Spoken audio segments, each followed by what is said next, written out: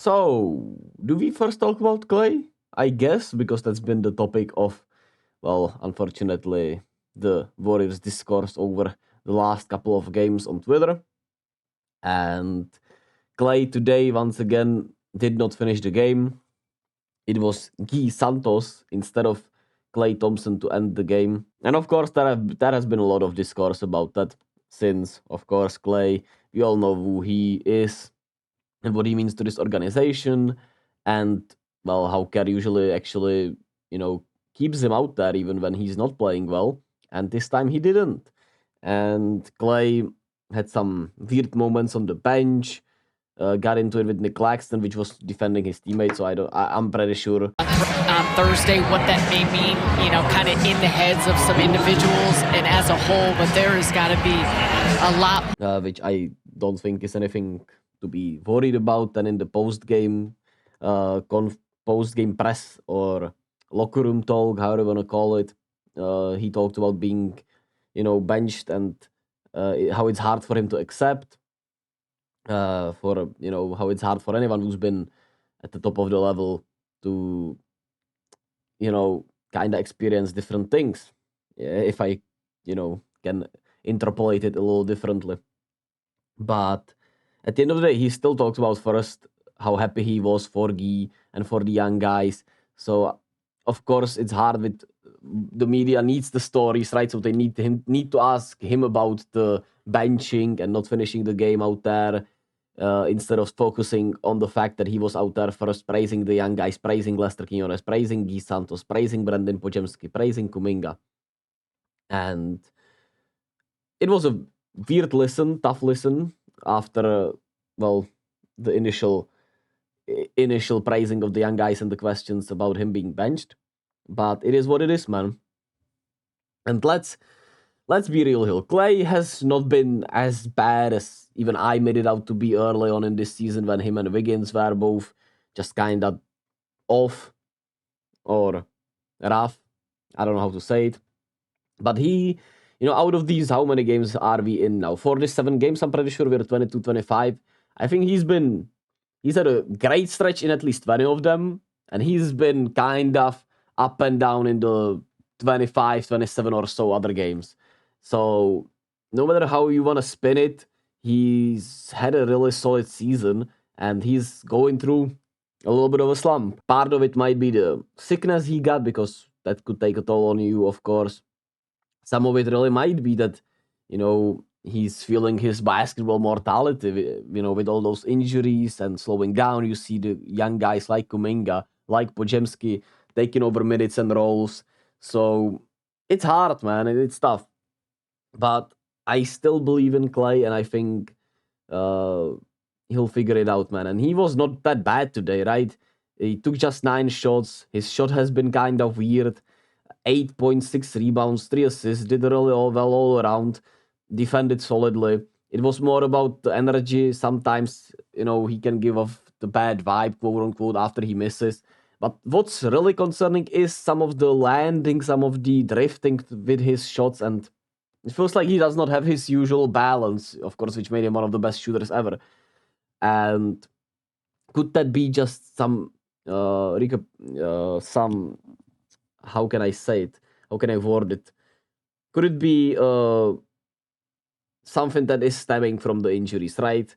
Overcompensating on one of his legs, maybe not trusting his left leg. I'm pretty sure was the one that got the Achilles injury. I'm not sure actually which leg did what, but it could be that those injuries are still in his head, right? And it's just messing with him. Unfortunately, with shooting. And I don't know, man. It's tough to say really with Klay right now, because I don't think he's as bad as people as Twitter can make it out. But he's clearly also not the number 2 option right now. It feels like it really should be Kuminga right now, and Klay. It feels like he wants to still be the number 2 option, still wants to get paid like the number 2 option. So it's a tough spot to be in. It's tough to watch one of your favorite players, right? One of the franchise's biggest legends, be in this weird space where I just feel bad for him. And at the same time, it's hard to not criticized a little bit, right? Because that's what we do as fans. I don't know. It's been weird. Nonetheless, that Klay out the way for this game. And, well, let's talk about Gui Santos, who was the surprise of this game. Plus 13 on the night, 9 points, 5 rebounds, 1 steal, 2 blocks. And it was mostly his effort, right? He brought energy in there that helped propel the other guys with the purposeful right energy. He was just hustling everywhere. He was crashing the boards every goddamn time. He was relentless out there. He's a little bit of a janky player, if I can say that, or I don't know if it's the great description, but he's kind of twisted, quirky, right? Offensively, he has the Leandro Barbosa back, more likely, right? Brazilian connection and the Vorus connection, but with Gui Santos, it's how do they say it? Quirky jerky style or something like that. I don't know. I'm rambling a little bit, but Guy has a kind of unorthodox energy. He does get a little lost defensively, but he did much better today. I thought he stayed fairly well in front of his man, led the guys to help. So he did a really good job, and he brought the energy. And hey, energy gets you played, and the young guys or the G League guys just played with the right amounts of energy, right? Guy played 18 minutes, Lester 24 minutes, even though he was 1 of 7. He had 7 rebounds, 2 assists, 2 steals, and he brought energy. Lester is out there trying his ass off on both sides. Guy trying his ass off on both times. Does not mean they're the best players, best defenders on the team, but they certainly give out the most energy and probably try the hardest, right? And they played over Moody. Moody played actually pretty, some minutes, but over Looney, right? Over Saric, over Corey Joseph, who is a veteran, over Trace, who just doesn't fit certain matchups. And that leaves you with these G League guys or these other guys to give you something, right? And Moody, while being kind of out of control offensively, defended really well, did really good things defensively where he hit, forced his guys to go into the help and just played a really good all-around defense. And the team defense was really solid tonight overall. We did dodge some bullets with some of the three-point shooting that the Nets just simply were missing open shots. They were 13 of 42 and they missed a lot of open shots. But overall, defensively, we were really great. I thought we did a lot of good things contesting-wise at the rim. Kuminga did a really good job helping, actually, from his weak sides. He did a really good job as a weak side helper. Draymond, of course, incredible at the rim as, the defensive maestro he is. He had 8, 10, and 7 with 2 blocks and was really good. Was just really great defensively.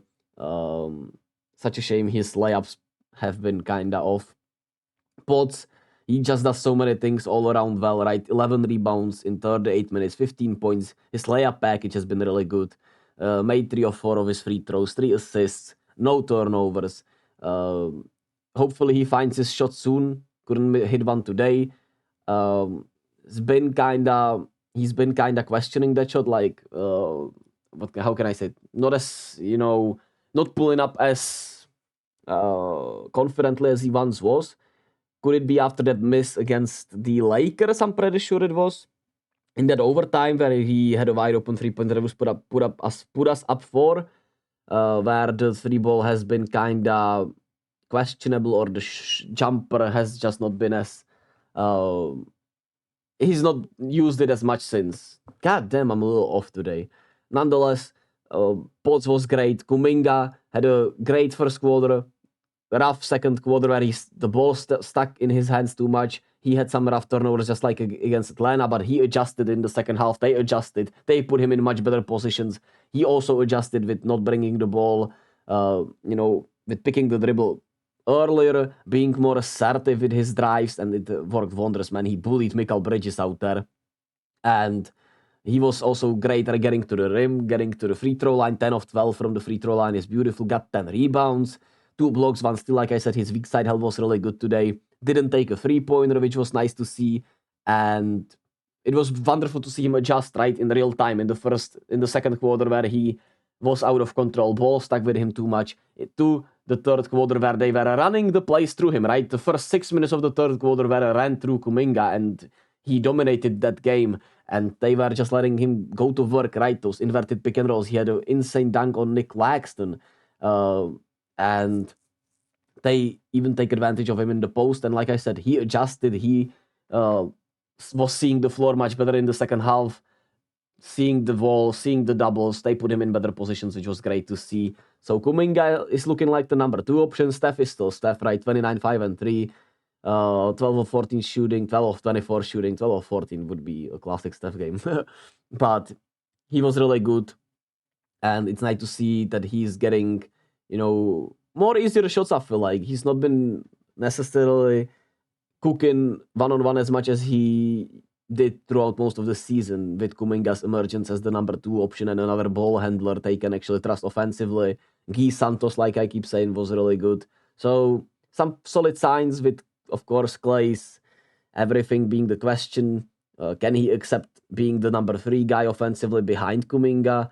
Can he accept he just needs to shoot wide open shots? Is there something actually wrong with his mechanics, with his balance? Is it some fear about his leg?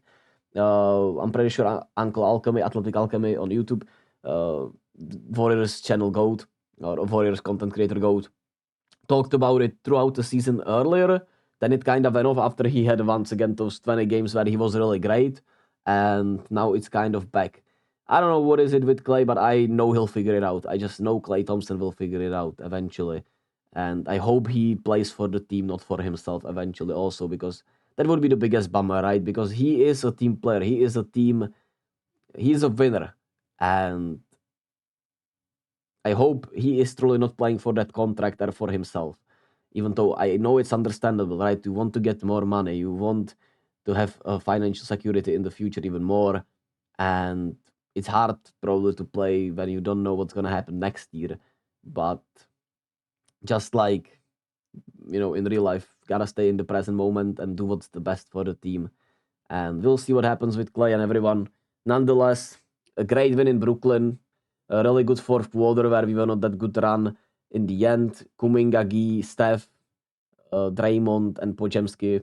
Good lineup. Shout out to Lester. Shout out to Moses. Shout out to Loon, actually, for having a much better game today. He's been a little better lately, I would say.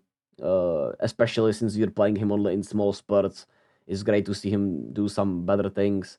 And yeah, Kuminga's rise continues. Steph getting to work. We play the Sixers on Wednesday. Sixers are kind of in a free fall in a way because, well, a lot of injuries, right? Embiid is out. Maxi has been dealing with a lot of injuries, so they've had their fair share of bad luck or bad injury stuff. So we'll see what happens there, but we should win that one. If you want to be serious about getting back over 500 before the All-Star break, then you have a back-to-back in Indiana, which will be tough, especially if Tyrese is playing even on a lesser minute restriction. But winnable games come in, like I keep saying. Winnable games come in, and it would be nice if we could string together not necessarily a winning streak, but if we could be, I'm pretty sure 27-26 is an opportunity. 27-26, ideally 28-25. I'm pretty sure we play 6 games until the All-Star break. It would be awesome, but take it game by game, day by day, and we'll see what happens. Anyway, as always, be kind to yourself and to others. Love yourself as much as possible, and yeah, love and be.